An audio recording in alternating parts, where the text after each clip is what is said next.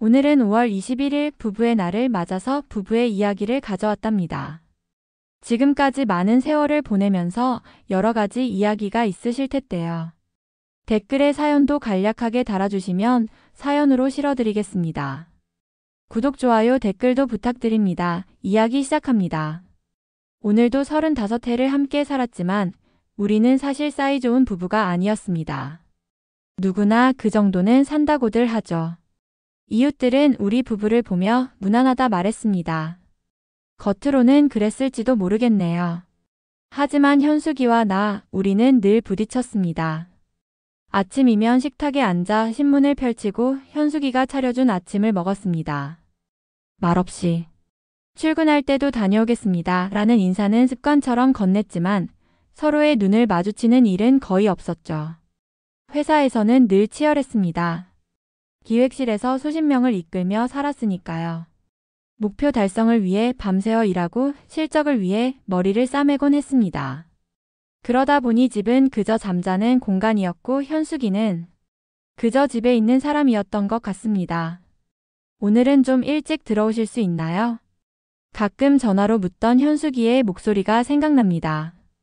대부분 안 돼. 회의 있어. 라고 짧게 답했던 것 같네요. 지금 생각해보면 그때 현숙이가 왜 물었는지 한 번도 궁금해하지 않았습니다. 그저 귀찮은 질문이라고만 여겼죠. 직장 동료들은 저를 일 잘하는 김 부장이라고 불렀습니다. 집에서는 말이 없어도 회사에서는 할 말은 다 했으니까요. 중요한 프로젝트를 맡으면 밤을 새워가며 완벽하게 마무리했습니다. 그런 제게 가정은 잠시 머물다 가는 곳, 그 이상도 이하도 아니었습니다. 둘이 외식하는 날은 1년에 손에 꼽을 정도였습니다. 결혼기념일도 종종 잊어버렸고 현숙이의 생일도 비서가 챙겨주는 선물로 때웠죠. 그때마다 현숙이는 웃으며 괜찮아요, 바쁘시니까라고 말했습니다. 그 웃음이 진심인지 아닌지도 살펴보지 않았어요. 윤지는 그런 집안 분위기 속에서 자랐습니다. 말수적은 아버지와 참고 또 참는 어머니 사이에서요. 아이가 상담교사가 된 건 어쩌면 당연한 결과였는지도 모릅니다. 아마 우리 부부를 보며 많은 질문을 품었겠죠. 이게 정상적인 부부의 모습인가? 하고요. 아버지, 엄마한테 한 번만 더 다정하게 말해보세요. 윤지가 대학생 때 했던 말이 떠오릅니다. 그때 저는 내 할 일이나 잘해라며 윤지의 말을 무시했죠. 지금 생각하면 그 순간이 무언가를 바꿀 수 있는 기회였는지도 모릅니다. 하지만 놓쳐버렸고 우리의 일상은 계속됐습니다. 같은 공간에 있지만 함께 있지 않은 채로 말이죠. 다툼이 잦았습니다. 사소한 일로 시작해 큰 싸움으로 번지곤 했죠. 그리고 나면 말 한마디 없이 며칠을 넘기는 일이 다반사였습니다. 가정은 무겁게 식어갔고 우리 사이에 흐르는 차가운 공기는 점점 단단해졌습니다. 저녁 식탁에서는 젓가락 부딪히는 소리만 들렸습니다. 서로 다른 방향을 바라보며 밥을 먹었죠. 현숙이는 늘 먼저 밥을 다 먹고 조용히 일어나 설거지를 했습니다. 저는 텔레비전을 켜고 소파에 앉았고요. 같은 공간에 있으면서도 서로 다른 세계에 있는 것처럼 지냈습니다. 오늘 윤지에게서 연락 왔어요. 가끔 현숙이가 말을 걸어올 때면 응이라고 짧게 대답하곤 했습니다. 더 이상의 대화는 이어지지 않았죠. 현숙이가 한숨을 내쉬며 방으로 들어가는 뒷모습을 바라보면서도 뭐라고 한마디 더 건네야겠다는 생각은 들지 않았습니다. 다툼 후에는 더 심했습니다. 서로 눈도 마주치지 않았고 같은 방에 있는 것조차 불편해했죠. 밤이면 저는 소파에서 자거나 아예 회사에서 밤을 새우곤 했습니다. 불편한 감정을 정면으로 마주하고 풀기보다는 피하는 게 편했으니까요. 그렇게 30년을 넘게 살았습니다. 서로에게 상처 주고 침묵하고 또다시 겉으로는 평온한 일상으로 돌아가는 과정을 반복하면서요. 어느 순간부터는 대화도 줄고 싸움도 줄었습니다. 그게 좋아진 건지 아니면 서로에게 완전히 무관심해진 건지 구분할 수 없었죠. 현숙이가 한밤중에 조용히 일어나 거실로 나가는 소리를 들은 적이 있습니다. 문득 궁금해져서 살며시 방문을 열어봤죠. 부엌 테이블에 앉아 혼자 차를 마시고 있었습니다. 그때 현숙이의 입술이 작게 움직이는 걸 봤습니다. 같이 살면서 이렇게 외로울 수가 있을까? 그 말을 듣고도 저는 아무 말 없이 다시 방으로 들어와 눈을 감았습니다. 뭐라고 해야 할지 몰랐으니까요. 아니, 어쩌면 알면서도 모른 척 했는지도 모릅니다. 주말이면 현숙이는 혼자 장을 보러 갔고 저는 텔레비전을 보거나 낮잠을 잤습니다. 함께 어디를 가자고 제안한 적도 거의 없었고 현숙이도 더 이상 그런 제안을 하지 않았죠. 서로의 존재는 인정하면서도 교류하지 않는 이상한 동거 상태였습니다. 깊은 밤 가끔 현숙이의 숨소리에 귀를 기울이며 생각했습니다. 우리는 언제부터 이렇게 됐을까? 그러나 그 생각은 아침이 되면 잊혀졌고 일상은 변함없이 흘러갔습니다. 묻지 않았고 답하지 않았으며 변화를 시도하지도 않았습니다. 현숙이가 병원에 입원한 것은 작년 가을이었습니다. 그날도 평소와 다름없이 아침 식사를 하고 출근했습니다. 퇴근 후 집에 돌아왔을 때 현숙이가 보이지 않았죠. 테이블 위에 쪽지 하나가 놓여 있었습니다. 몸이 좀 안 좋아서 검사받으러 병원에 갑니다. 저녁은 냉장고에 있어요. 그 쪽지를 읽고도 특별한 걱정은 하지 않았습니다. 현숙이가 병원에 간 이유를 묻지도 않았고 어떤 검사를 받는지도 궁금해하지 않았죠. 그저 냉장고에서 도시락을 꺼내 데워 먹고 잠들었습니다. 다음 날 아침 현숙이는 돌아오지 않았습니다.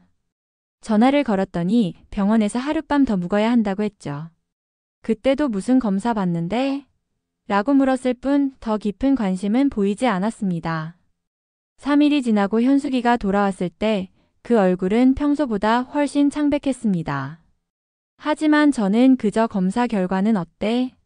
라고 물었을 뿐 현숙이의 표정 변화나 걸음걸이가 조금 느려진 것도 눈치채지 못했습니다. 괜찮아요. 좀 더 지켜봐야 한대요. 현숙이의 대답은 짧았습니다. 그리고는 이내 평소처럼 집안일을 시작했죠. 저는 그 말을 그대로 받아들였습니다. 괜찮다고 했으니 정말 괜찮을 거라고요. 더 묻지 않았고 더 알려고 하지도 않았습니다. 일주일 후 현숙이는 다시 병원에 갔습니다. 이번에도 혼자서요. 제게 말은 했지만 저는 중요한 회의가 있다며 동행하지 않았습니다. 그리고 그날 저녁 퇴근 후 병원에 들렀을 때 처음으로 현숙이의 목소리에서 힘이 빠진 것을 느꼈습니다. 성호 씨, 당신 나 안 궁금해요? 병실 침대에 누운 현숙이가 물었습니다. 연약한 목소리였지만 그 말에는 35년의 무게가 실려 있었습니다. 저는 말문이 막혔습니다. 뭐라고 대답해야 할지 몰랐으니까요. 내가 암이래요. 현숙이의 입에서 나온 그 단어는 마치 천둥처럼 병실을 울렸습니다. 하지만 저는 여전히 아무 말도 하지 못했습니다. 현숙이는 끝내 혼자 검사를 받았고 혼자 결과를 들었으며 혼자 그 무게를 감당하고 있었습니다. 많이 진행됐대요. 수술해야 한대요. 그제서야 저는 현숙이의 손을 잡았습니다. 차가웠습니다. 제 손의 온기가 전해지기는커녕 오히려 현숙이의 차가움이 저에게로 전해졌죠. 그렇게 우리는 말없이 서로의 손을 잡고 있었습니다. 무엇을 말해야 할지, 어떻게 위로해야 할지 몰랐으니까요. 무관심은 가장 깊은 상처를 남깁니다. 저는 몰랐습니다. 아니, 알면서도 외면했던 것일지도 모릅니다. 현숙이가 얼마나 외롭게 아픔을 견뎌왔는지, 얼마나 제 관심 한 조각을 갈구했는지를요. 제 무심함은 그날 절정에 달했습니다. 수술 날짜는 일주일 후로 잡혔습니다. 저는 모든 일정을 취소하고 병원에 머물렀습니다. 너무 늦었다는 것을 알면서도 이제라도 현숙이 곁에 있고 싶었습니다. 평생 처음으로 일보다 가족을 선택한 순간이었죠. 병실에서의 나날은 고요했습니다. 현숙이는 여전히 말이 많지 않았고 저 역시 무슨 말을 해야 할지 몰랐습니다. 그저 손을 잡고 가끔 이마를 쓰다듬는 것만으로 하루가 지나갔죠. 그러던 어느 날 현숙이가 작은 서랍에서 봉투 하나를 꺼냈습니다. 성호 씨, 이거 한번 읽어보세요. 봉투 안에는 몇 장의 종이가 들어 있었습니다. 제목은 없었지만 첫 문장을 읽는 순간 그것이 무엇인지 알 수 있었습니다. 유서였습니다. 현숙이가 꼼꼼하게 써둔 유서였죠. 우리가 나이 들면 언젠가는 이런 걸 써둬야 한다고 생각했어요. 그런데 내가 먼저 쓰게 될 줄은 몰랐네요. 현숙이의 웃음은 여전히 담담했습니다. 마치 일상적인 일을 이야기하듯이요. 저는 손이 떨려 종이를 제대로 펼 수 없었습니다. 생각해 본 적 없었습니다. 현숙이가 먼저 떠날 수도 있다는 생각을요. 성호 씨, 당신은 내가 아픈 걸 모른 게 아니에요. 그냥 안 궁금했던 거예요. 병상에서 현숙이가 말했습니다. 그 말이 화살처럼 제 가슴을 꿰뚫었습니다. 맞았습니다. 알아채지 못한 게 아니라 알아채려 하지 않았던 거였습니다. 현숙이의 창백한 얼굴, 줄어든 식사량, 가끔 들리던 기침 소리. 모두 눈치채지 않으려 했던 신호들이었습니다. 유서의 내용은 놀라울 정도로 실용적이었습니다. 재산 분배, 장례 절차, 심지어는 제가 혼자 살게 될 경우의 조언까지도 담겨 있었죠. 그리고 마지막 페이지에는 짧은 편지가 적혀 있었습니다. 딸이 걱정하지 않게 장례는 조용히. 그리고 당신 울지 말아요. 저는 울컥했습니다. 35년을 함께하면서 현숙이에게 얼마나 소홀했는지, 얼마나 무관심했는지 한 번에 깨달았습니다. 그러나 현숙이는 여전히 저를, 그리고 윤지를 걱정하고 있었습니다. 제 슬픔보다는 윤지의 마음을 더 헤아리고 있었죠. 당신이 아프다는 걸 나는 말을 잇지 못했습니다. 목이 메어서요. 현숙이는 오히려 제 등을 가볍게 두드려 주었습니다. 평생 제가 해야 했을 일을 오히려 그녀가 하고 있었습니다. 위로는커녕 함께 있어주지도 못했던 제게 현숙이는 끝까지 위로를 건네고 있었습니다. 괜찮아요. 우리 다 그렇게 살았잖아요. 그 말이 더 아팠습니다. 체념이 담긴 그 말이, 오랜 시간 쌓인 외로움이, 결국 받아들인 절망이 모두 담겨 있었기 때문입니다. 우리가 다 그렇게 살았다니요. 그렇게 살았던 것은 저 하나뿐이었는데, 현숙이는 그저 내 곁에서 참고 견뎌왔을 뿐인데, 그런데도 현숙이는 우리 다 그렇게 살았잖아요 라고 말했습니다. 수술은 6시간 동안 진행됐습니다. 대기실에서 초조하게 기다리는 동안 처음으로 제 인생을 돌아봤습니다.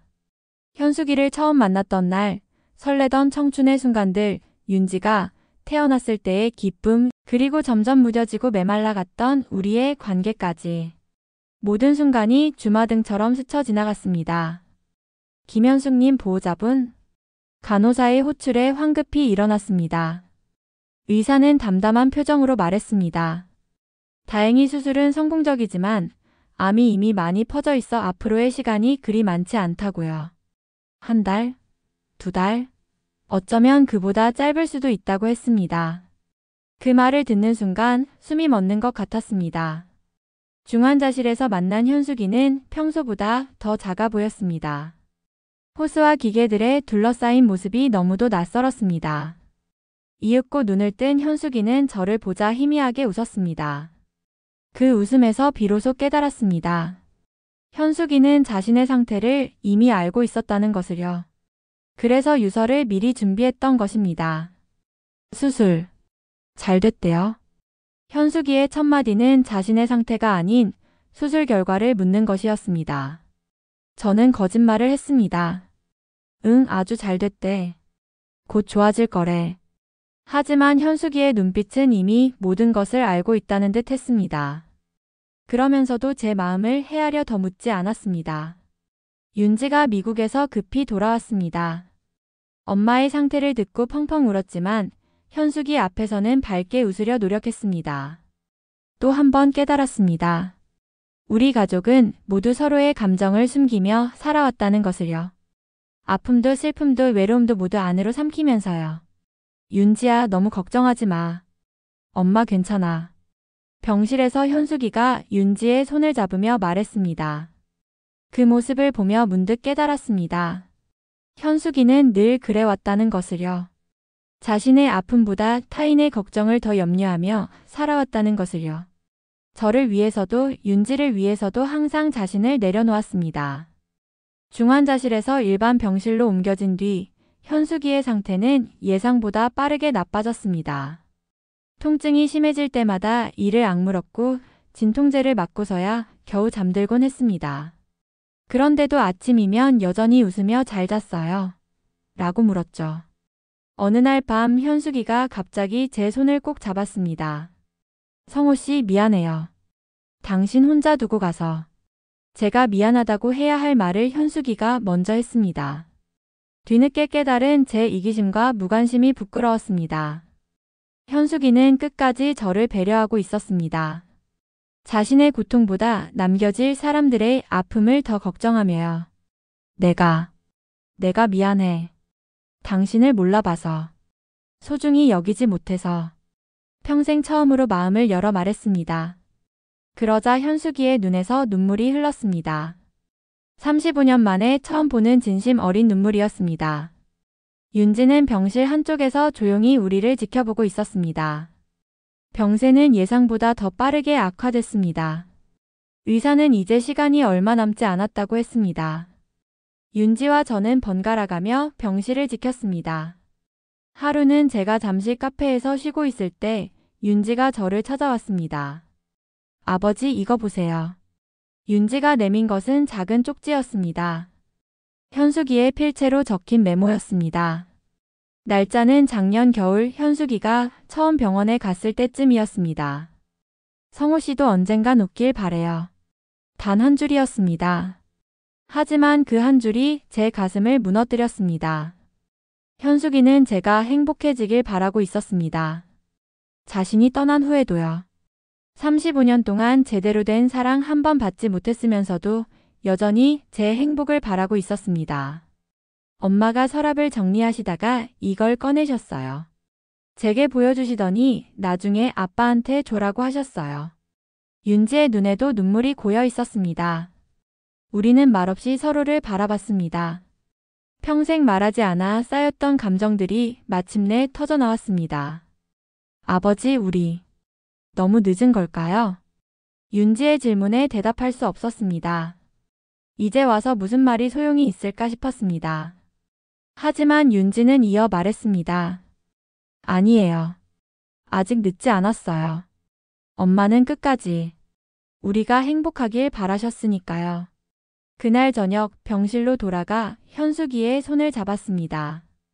잠든 얼굴은 평화로워 보였습니다. 현숙이의 이름을 불렀습니다. 현숙아. 35년 만에 처음으로 이름을 부르는 것 같았습니다. 이름은 불러도 고개를 돌리지 않던 날들이 생각났습니다. 그날 밤 윤지와 함께 현숙이의 손을 잡고 있는데 잠시 눈을 뜬 현숙이가 희미하게 웃었습니다. 그리고 작은 소리로 말했습니다. 고마워요. 둘 다. 그것이 현숙이의 마지막 말이었습니다. 고마움이라니요? 제가 고마워해야 할 사람은 현숙이인데 끝까지 저희에게 고마움을 전했습니다. 고백 없는 고백이었습니다. 사랑해라는 말은 하지 않았지만 그 고마워요에는 평생의 사랑이 담겨 있었습니다. 그리고 현숙이는 조용히 눈을 감았습니다. 다음 날 새벽 현숙이는 우리 곁을 떠났습니다. 마지막까지 고통스러운 표정 한 번 보이지 않고 마치 잠든 것처럼 편안하게요. 의사는 통증이 심했을 거라고 했지만 현숙이는 끝까지 우리에게 보이지 않으려 했던 겁니다. 장례는 현숙이의 유서대로 조용히 치렀습니다. 가까운 친척들과 친구들만 모여 그녀를 떠나보냈죠. 윤지는 끝까지 눈물을 참았습니다. 현숙이를 닮아가고 있었습니다. 감정을 숨기고 다른 이들을 먼저 생각하는 모습이요. 장례를 마치고 집으로 돌아왔을 때 집안은 이상하리만치 고요했습니다. 매일 보던 현숙이의 모습이 떠올랐습니다. 부엌에서 식사를 준비하던 모습, 소파에 앉아 책을 읽던 모습, 작은 화분에 물을 주던 모습. 평범했던 일상이 얼마나 소중했는지 그제야 깨달았습니다. 윤지가 현숙이의 옷장을 정리하던 중 또 하나의 메모를 발견했습니다. 작은 상자 안에 있던 종이였죠. 거기에는 우리 가족의 소소한 순간들이 적혀 있었습니다. 윤지의 첫 걸음마, 첫 입학식, 제가 승진했을 때의 기쁨, 함께 갔던 여행의 기억. 현숙이는 모든 순간을 기억하고 있었습니다.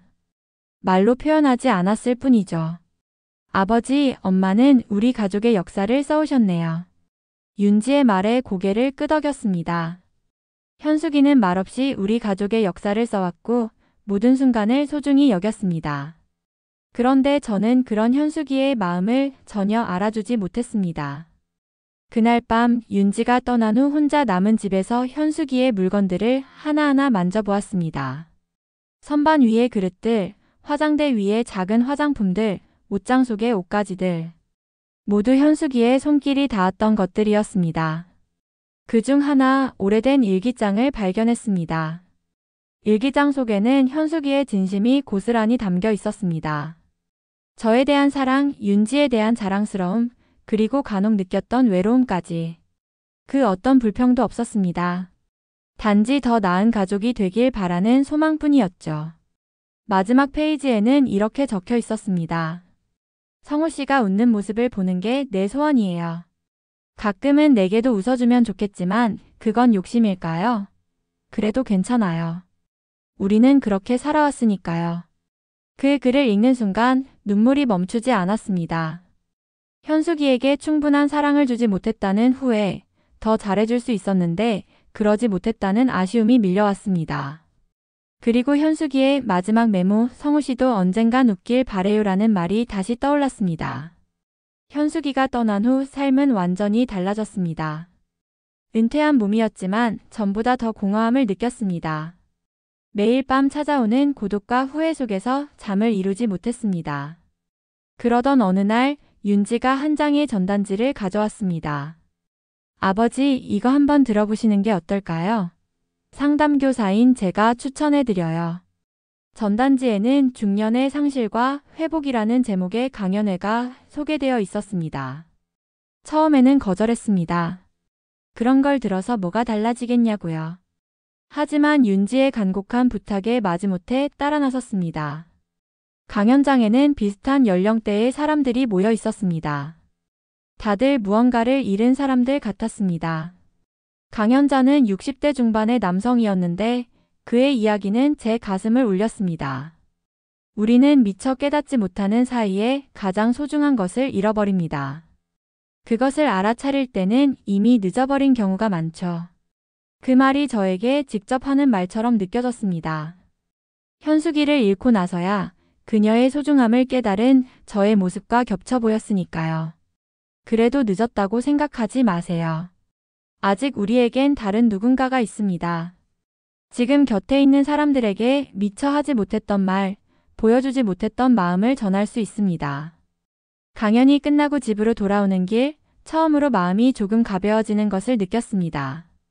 그날 이후로 매주 그 강연을 들으러 갔습니다. 점점 마음의 문이 열리는 듯 했습니다. 그러던 어느 날 강연자가 저에게 직접 말을 걸었습니다. 매주 오시는 모습이 인상적입니다. 혹시 자신의 이야기를 나눠보시겠어요? 처음에는 망설였습니다. 내 이야기를 남들에게 한다는 것이 낯설었으니까요. 하지만 용기를 내어 짧게나마 현숙이와의 이야기, 그리고 그녀를 잃은 후의 후회를 나눴습니다. 말을 마치자 조용한 박수가 이어졌습니다. 그리고 몇 명이 다가와 비슷한 경험을 나눴습니다.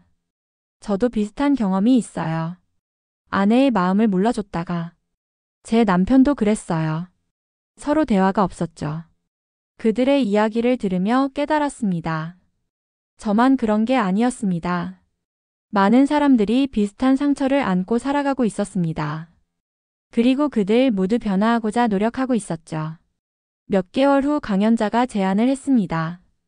김 선생님도 한번 강연해 보시는 건 어떨까요?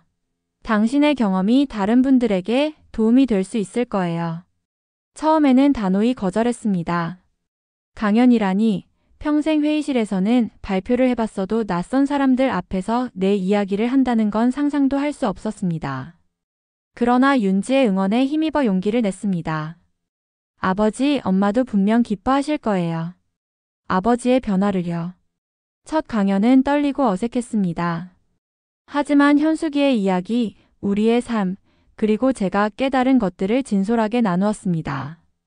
강연을 마치고 내려오는데 한 중년 남성이 다가와 악수를 청했습니다. 감사합니다. 오늘 집에 가서 아내에게 처음으로 사랑해라고 말해볼게요. 그 말을 들으며 가슴이 뭉클해졌습니다. 누군가의 삶에 작은 변화를 가져왔다는 사실이 기뻤습니다. 그때 생각했습니다. 나는 누군가의 아픔을 알아보는 사람이 되고 싶다고요. 현숙이처럼 다른 이의 마음을 헤아리는 사람이 되고 싶었습니다. 그렇게 1년이 흘렀습니다. 이제 저는 매달 한 번씩 부부 소통의 시간이라는 작은 강연을 진행합니다. 처음에는 10명 남짓 모였던 청중이 이제는 50명이 넘습니다. 대부분 중년의 부부들이죠. 간혹 젊은 커플들도 보입니다. 오늘도 강의실은 가득 찼습니다. 제 이야기를 듣기 위해 모인 사람들, 변화를 갈망하는 사람들이 앉아 있었습니다. 마이크를 잡고 조용히 말을 시작했습니다. 부부 사이엔 말하지 않아도 안다는 말 다 거짓입니다. 첫 문장부터 청중의 시선이 집중됐습니다. 어떤 이들은 눈을 피했고 어떤 이들은 고개를 끄덕였습니다. 저와 아내는 35년을 함께 살았습니다. 같은 집에서 같은 식탁에서 같은 침대에서요. 하지만 저는 그녀를 몰랐습니다. 아니, 알려고 하지 않았습니다. 그날의 강연은 평소보다 더 진솔했습니다. 현숙이의 마지막 순간, 그리고 그 후에 발견한 메모들, 일기장에 대한 이야기까지 모두 나눴습니다. 가끔 목이 메어 말을 잇지 못할 때도 있었지만 끝까지 이야기를 마쳤습니다. 현숙이는 마지막까지 제게 말했습니다.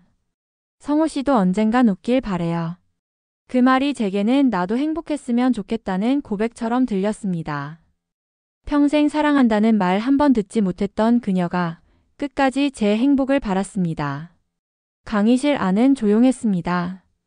여기저기서 훌쩍이는 소리가 들렸습니다. 부부들이 서로의 손을 잡는 모습도 보였습니다. 제가 후회하는 건 그녀에게 이름을 불러주지 않았다는 겁니다. 여보 당신이라는 호칭은 썼지만 정작 그녀의 이름은 크게 불러본 적이 없었어요. 이제 와서 그 이름을 불러봤자 그녀는 듣지 못합니다. 잠시 말을 멈추고 청중을 바라봤습니다. 젊은 부부들 중 몇몇이 고개를 숙이고 있었습니다. 아마도 자신들의 관계를 돌아보고 있는 듯 했습니다. 그래서 오늘 제가 여러분께 묻고 싶습니다. 마이크를 조금 낮추고 부드럽게 말을 이었습니다. 당신 아내의 이름 부르신 적 있나요? 아니면 당신 남편의 이름을 마지막으로 불러본 게 언제인가요? 강의실은 더욱 조용해졌습니다. 서로를 바라보는 부부들, 고개를 떨구는 사람들, 눈물을 훔치는 이들까지. 다양한 반응이 보였습니다.